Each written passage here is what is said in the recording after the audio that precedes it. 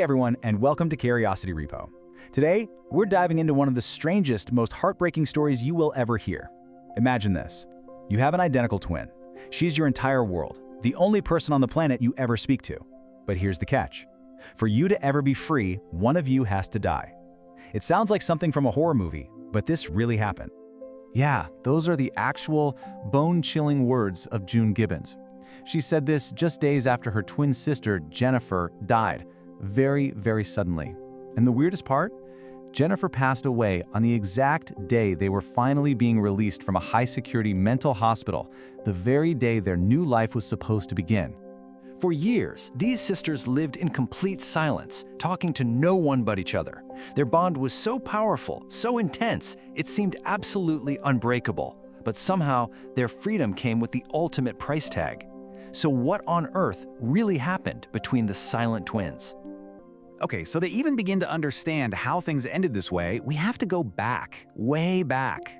Let's dig into how their bizarre, silent world was created in the first place.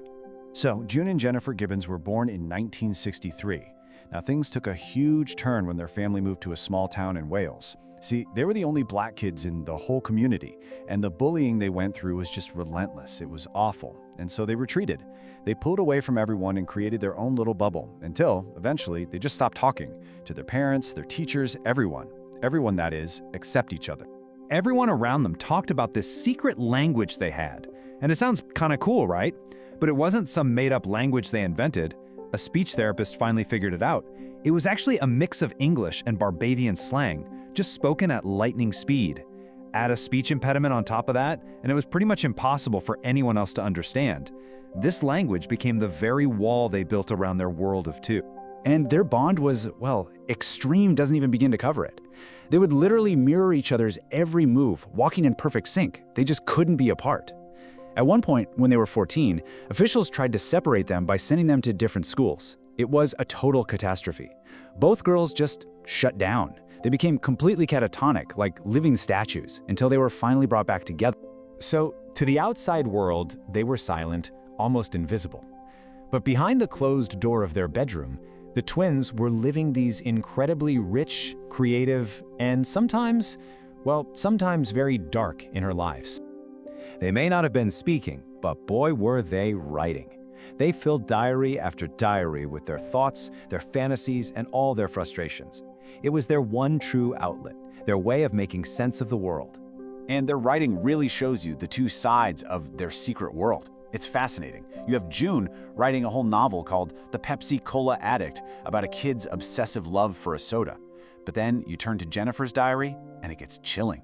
She wrote, "We have become fatal enemies in each other's eyes." It just shows how twisted up their love and hate for each other really was.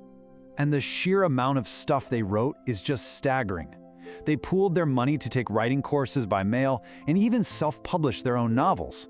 This wasn't just a casual hobby. This was their life. They had an entire hidden library, a whole universe of stories and poems they created in total silence. As the twins got older, that intense, isolated world of theirs started to curdle. The refuge they had built for themselves turned toxic, and all that bottled-up frustration was about to spill out into the real world in a really destructive way. They went on a 5-week crime spree. It started with smaller things, like vandalism and theft, but it escalated quickly into serious crimes, including arson. They were even fighting with each other, sometimes violently. It was like they were lashing out at the world that had ignored them for so long. After they were caught, a judge sentenced them to an indefinite stay at a high-security psychiatric hospital. They would end up spending 11 long years locked away. And they weren't sent just anywhere. They were sent to Broadmoor, one of the most infamous institutions in the UK, a place that housed serial killers and some of the most violent criminals in the country. A lot of people thought this was just completely wrong. These were troubled young women, not hardened killers. Their main sickness was their suffocating bond with each other. After 11 long years inside Broadmoor, the twins came to a chilling realization. They became convinced that they could never, ever be truly free as long as they were both alive. So, they made a pact. They talked it over and agreed one of them had to make the ultimate sacrifice. One twin would have to give up her life so that the other could finally live normally. And this wasn't just a dark thought they'd kept to themselves. Jennifer actually told a journalist, Marjorie Wallace, who had been visiting them for years. She told her their plan, plain as day.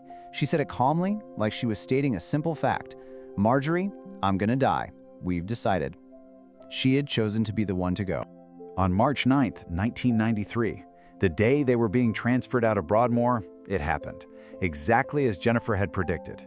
In the van on the way to a new clinic, Jennifer just rested her head on June's shoulder and fell into a deep coma. She never woke up. So what happened? The autopsy said she died of acute myocarditis, a sudden inflammation of the heart. But here's the kicker. There was no reason for it. No drugs, no poison, nothing in her system to explain why her heart would just suddenly fail at that exact moment. To this day, her death is a complete medical mystery. And just like that, the pact was fulfilled. The moment Jennifer was gone, the silence was shattered. June started talking to the doctors, to her family, as if she had been doing it her whole life.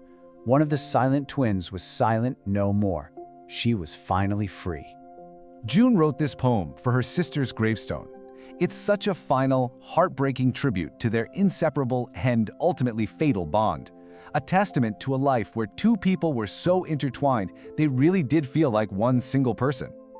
So, was Jennifer's death a tragic, calculated sacrifice? Or was it maybe the ultimate, most selfless act of love one sister could possibly give another? That's the question that makes their stories so haunting and so unforgettable. I'd love to know what you think happened, so drop your theories in the comments below. Thanks for watching, and for more deep dives into mysteries like this one, make sure you hit that subscribe button for curiosity.